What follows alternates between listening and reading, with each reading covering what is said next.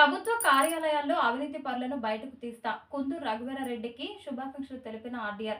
మంత్రులతో ఆయా శాఖలపై సమీక్షలు చేసి అవినీతి పరులను బయటకు తీస్తాం.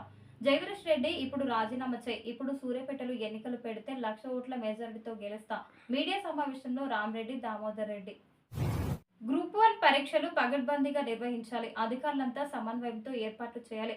పోలీసు అధికారులు ప్రశ్న పత్రాల తరలింపు రూట్లను తనిఖీ చేయాలి. ప్రత్యేక ఇన్విజిలేటర్లను నియమించాలన్న ఖమ్మం జిల్లా కలెక్టర్.